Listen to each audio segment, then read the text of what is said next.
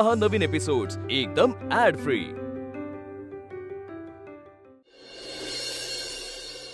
पट्या म्हणजे माहिती नाहीये तुला, एक एक गोष्टी करत असतो। ओ हॅलो, हाय, कशा आहे तुम्ही? मी बरी आहे, तुम्ही कशा? मस्त। सचिन, मी बघत होती तू वहिनीशी खूप हसून बोलत होता, मी आल्यावर सिरियस झाला। I know this is work please, पण मी एवढी स्ट्रिक्ट नाहीये, तू तुझ्या गेस्टशी फ्रीली बोलू शकतो। नाही, असं काही नाही मॅडम।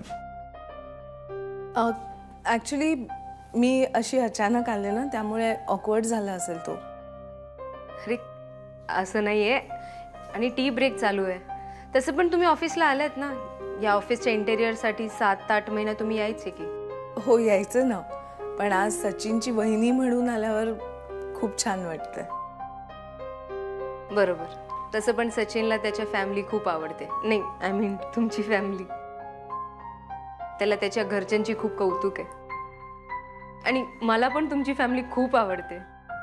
हो ना, मलाही अगदी पहिल्यापासून वाटतंय किती छान नातं आहे या सगळ्यांचं, एकमेकांना कसे धरून असतात। तुम्हाला छान वाटत असेल ना त्यांचा फॅमिलीचा एक पार्ट व्हायला? हो वाटलं होतं। आप्पा, माई मावशी, सौरभ, मी, सचिन, वल्ली, खूप मजा येते।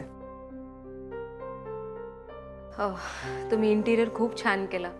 मला ना माझ्या कॅबिनमध्ये काही चेंजेस हवे होते, तर तुम्ही कराल का?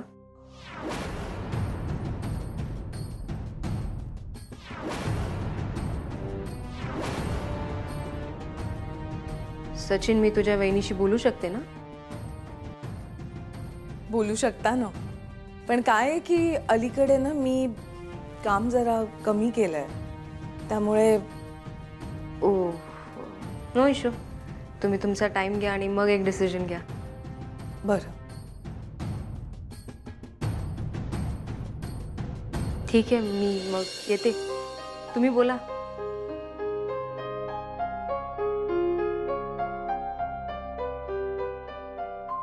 बसा ना वहिनी। नाही, मी निघते आता, तू काम कंटिन्यू कर आणि जरा शांत।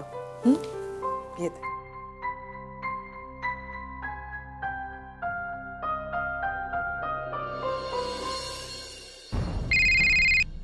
बोल आई। अनामिका, अगं बाई, जिथे असशील तशी ताबडतोब घरी निघून ये। झालंय का पण? बघशीलच आल्यावर, लवकर ये। अग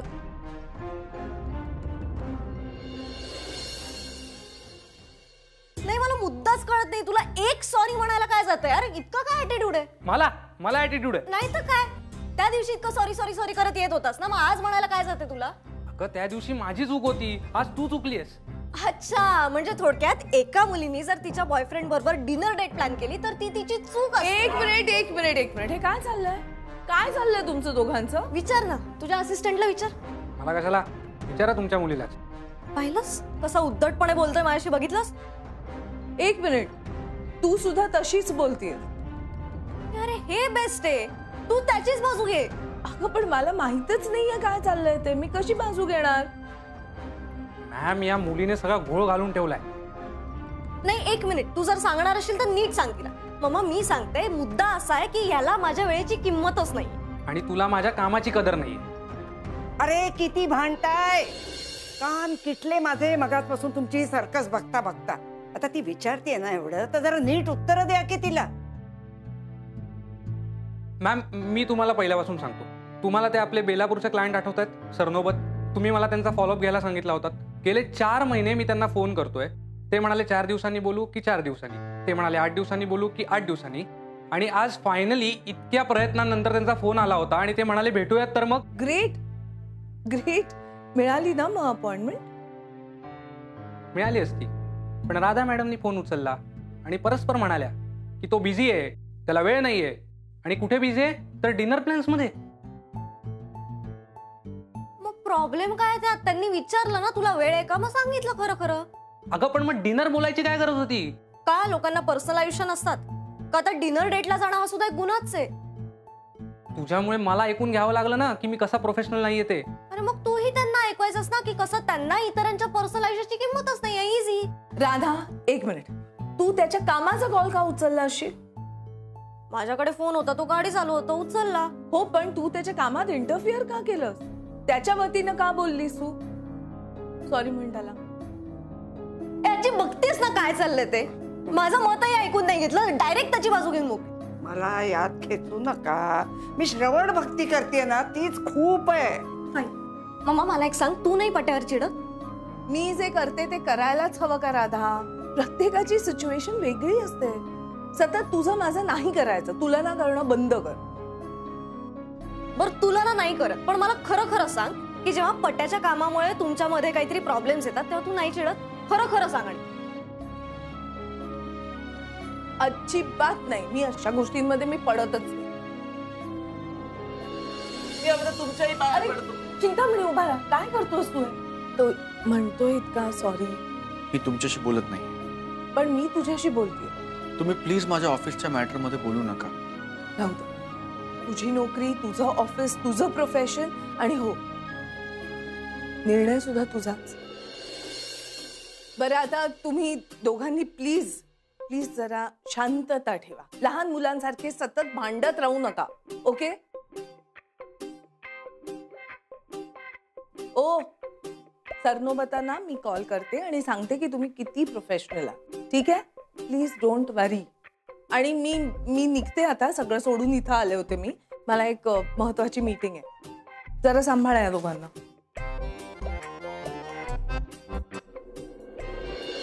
आणि या तिन्ही गोष्टी जर आपण केल्या तर आपण आपल्या कंपनीची कार्यक्षमता, कार्यपद्धती बेटर करू शकतो असं मला मनापासून वाटतं. Thank you everybody. थँक्यू. वा, व्हेरी गुड पटवर्धन. सो तुमच्या तिघांची प्रेझेंटेशन्स बघितल्यानंतर मला असं वाटतंय की तुम्ही तिघेही या पोस्टसाठी एलिजिबल आहात. आता फक्त एक शेवटचा राऊंड राहिलाय. त्या राऊंडमध्ये तुम्ही या पोस्टसाठी कसे योग्य आहात हे तुम्हाला सांगायचं. So Patwardhan, shall we start with you? दिलेल्या या संधीबद्दल मनापासून थँक्यू सर. मला थोडं वेगळं बोलायचं सर. काही दिवसांपूर्वी मी तुमच्याकडे आलो होतो. मला प्रमोशन हवंय सर असं सांगायला. मग या प्रोग्रामबद्दल कळलं, ट्रेनिंगबद्दल कळलं. त्याच्याबरोबर तुम्ही हेही सांगितलं की हे प्रमोशन झालं तर काम वाढणार, वेळोवेळी ऑफिसला यावं लागणार, जावं लागणार, फिरती, दौरे, वाढणारं वर्कलोड, आणि हे सगळं मला हवं होतं सर. पण या सगळ्याचा विचार करता करता असं लक्षात आलं की या सगळ्यामध्ये पर्सनल आणि प्रोफेशनल लाईफची गल्लत होईल. हेही तुम्ही बोलला होतात. खरं तर मागची 20-22 वर्ष मी खाली मान घालून या कंपनीमध्ये पडेल ते काम केलंय सर, आणि मला त्याचा अभिमान आहे. तेव्हा माझ्या खाजगी आयुष्याचं चित्र वेगळं होतं सर. माझ्यावर घरची जबाबदारी होती, पण ज्या पद्धतीने माझं खाजगी आयुष्य आता सुरू आहे त्या पद्धतीने ते सुरू नव्हतं. घरच्यांच्या माझ्याकडनं फारच्या अपेक्षा नव्हत्या. त्यांना माझ्याकडनं खूप वेळ नको होता. आणि खरं सांगायचं तर आता माझ्या खाजगी आयुष्याकडनं काही वेगळ्या अपेक्षा आहेत सर. आत्ता हे प्रमोशन झालं तर तुम्ही म्हणलात तसं हे सगळं होणार आहे जे आपण आधी बोललोय. आणि आत्ता मला माझ्या खाजगी आयुष्याला जास्त वेळ द्यावा असं वाटतोय सर. त्यामुळे मी असं म्हणतोय सर की आत्ता माझ्या आयुष्यात जे नवं नातं सुरू झालंय त्या नात्याला प्रायोरिटी देऊन ते नातं संपूर्ण डेडिकेशनने पुढचा काही काळ निभवायचं.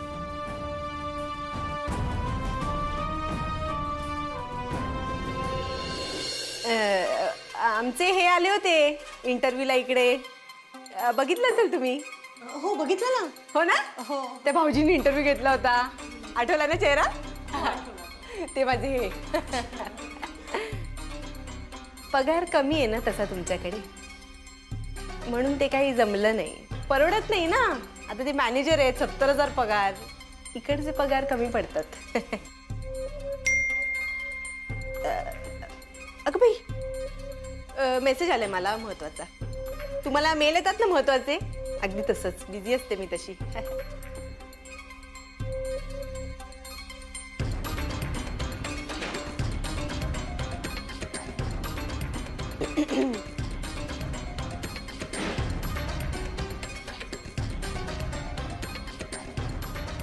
अरे या आतमध्ये कशा गेल्या?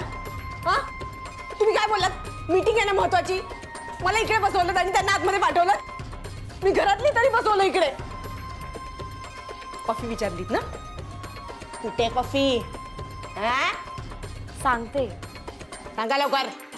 गरम, भरपूर साखर, स्ट्रॉंग. त्यामुळे मला मनापासून असं वाटतं की या पदासाठी मी एक वेळ योग्य असे नाही, पण त्याला लागणारा वेळ आणि न्याय मी देऊ शकणार नाही. त्यामुळे आत्ता मी हे प्रमोशन स्वीकारू शकत नाही सर. तुम्हा दोघांना माझ्या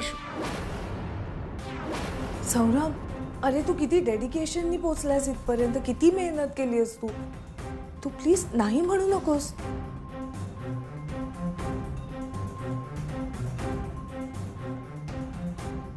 तू इकडे काय करतेस? मी खरंच सांगते, ही पोस्ट नको नाकारूस तू. तू हे खरंच डिझर्व करतोस.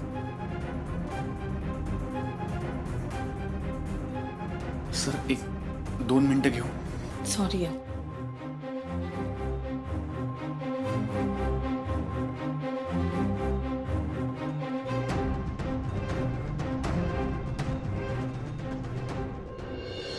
तू असं अचानक सगळ्यांसमोर मला पोस्ट घे म्हणून काय सांगतेस? मग काय करू बट्या?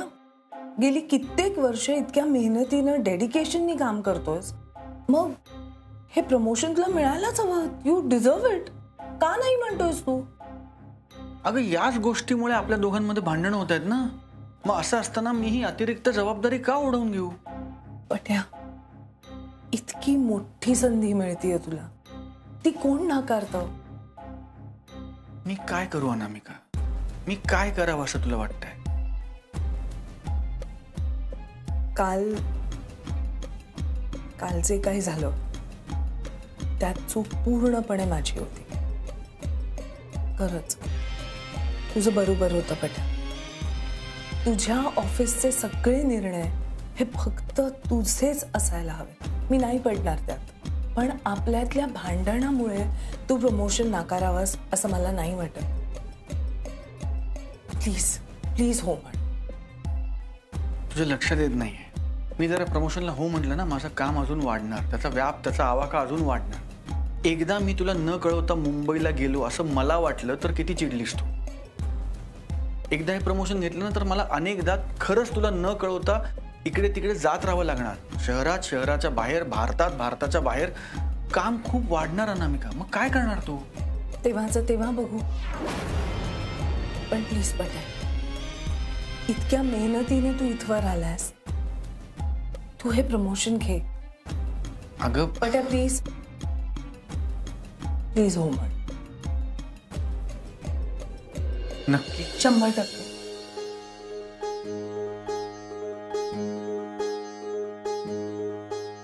आलो.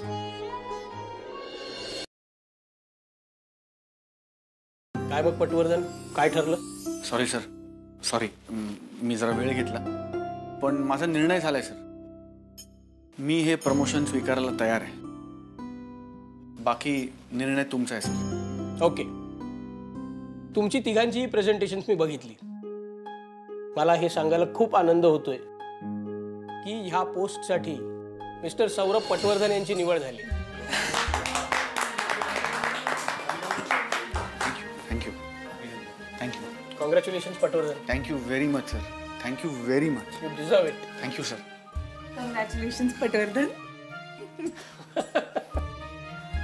तू का मिस्टर पटवर्धन म्हणतेस? तू सौरभ म्हण ना.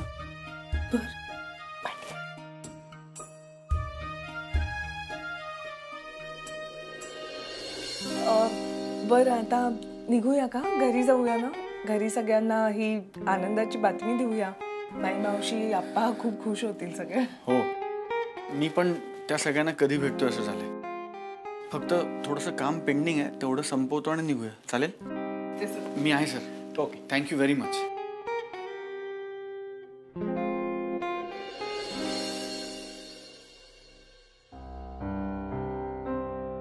मॅडम बोलवलत मला? हा, ये ना, बस ना. काही काम आहे का? नाही म्हणजे काम असेल तर थांबतो, नाहीतर माझं काम बाकी आहे बाहेर. सचिन, इफ यू रिमेंबर, मी तुझी बॉस आहे. हल्ली तू माझ्या बॉस असल्यासारखा वागतोय. बसतोयस ना?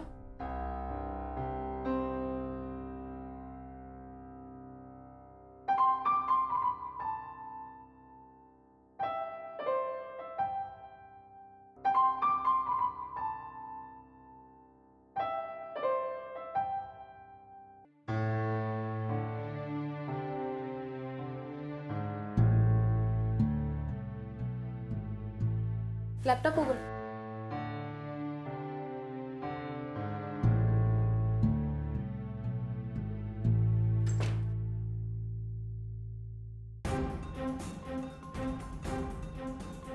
मॅडम तुम्ही जरा लांब उभे राहता का प्लीज? का? मला खूप ऑकवर्ड होतंय. ऑकवर्ड का होतंय?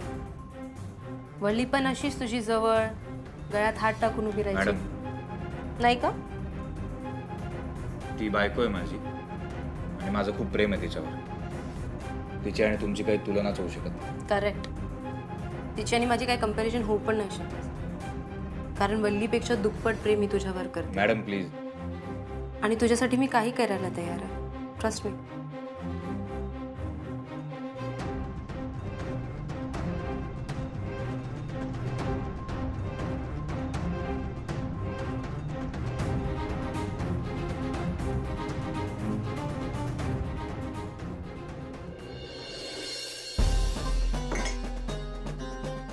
ए, अजून किती वेळ? अहो मॅडम, तुम्ही सौरभ सरांच्या वहिनी आहात. मी उगाच का थांबवेन तुम्हाला? झालं की सोडणार नाही का? हा, असं बोलायचं असतं घरच्यांशी. तुझी ती रिसेप्शनिस्ट होती ना, मागाऊ होती. कुठे ती? ती नाहीच आहे आता. गेली ना? बरं झालं काढलं. तुम्हाला आणखी एक कॉफी सांगू का? हा, तसं सांगू शकतेस, पण विसरू नकोस हा, मला भाऊजींना भेटायचंय. नाही तर कॉफीच पाजत बसशील. हा. हो हो.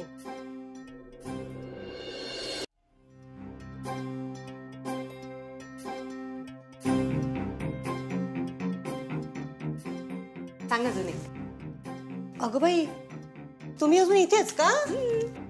तुम्ही सौरभ सरांना भेटायला आला होतात ना? ते गेले की आत्ताच? काय? भाऊजी गेले? हो, मला भेटायचं होतं ते. मुद्दाम केलंस ना तू? खरं सांग. आता भाऊजी निघून गेले, मला बोलायचं होतं महत्वाचं. कॉफी पाजत बसलीस मला. सांगितलं का नाही मला? अहो मलाच माहित नव्हतं. मी तुमच्या समोरच बसले होते ना. मला कळलं सुद्धा नाही सर कधी गेले ते. चुप. नकोय तुझी कॉफी. काय रे सौरभा, अरे सगळ्यांना काय इथे गोळा केलेस? काय झालंय तरी काय? सांग. नाही, पेढे आणलेत म्हणजे नक्कीच काहीतरी चांगली बातमी असणार. होय, छान बातमीच आहे. फक्त घरातली सगळी मंडळी असताना मला ती द्यायची. हो का? नाही, तुम्ही असं करा, त्यातले 2-5 पेढे मला द्या. ते मी खातो आणि बरोबर ओळखतो चांगली बातमी काय आहे ते. आप्पा, मावशी सगळे आले ना की सगळं सांगणार होता मी. अगं बाई, म्हणजे लग्न बिग्न करता की काय? नाही, पेढे घेऊन आलात म्हणून विचारलो. काय चाललंय तुझं? गंमत केली रे. भाऊजी, हो तुम्हाला मी दिवसभर. अगं बाई, हे बघा, सच्च पण आला. अरे सौरभने काहीतरी चांगली बातमी आणली आहे बरं का, सांगणार आहे तो सगळ्यांना. अरे वा. सचिनला जर कळलं की मी भाऊजींच्या ऑफिसला गेले होते तर उगाच बडबड सुरू करेल आणि मला जे भाऊजींशी बोलायचंय ते बोलायचं राहून जाईल ना. त्यापेक्षा भाऊजींना एकट्यात गाठून त्यांच्याशी बोलते. वल्ली, तू काहीतरी म्हणत होतीस दिवसभर, काय? ते मी आपलं. अगं तू म्हणालीस ना, मी सकाळपासून तुमची काहीतरी. नाही. काय दिवसभर काय? मी असं म्हणत होते की मी दिवसभर हा विचार करत होते की नाही दिवसभर मला असं वाटत होतं की आज भाऊजी इकडे येणार आणि अगोय आणि आलेच की. काय निघालं? डोंगर पोखरून उंदीर निघाला. अरे अरे तुम्ही सगळेजण थांबा रे जरा. सौरभरावांना बोलू देत ना.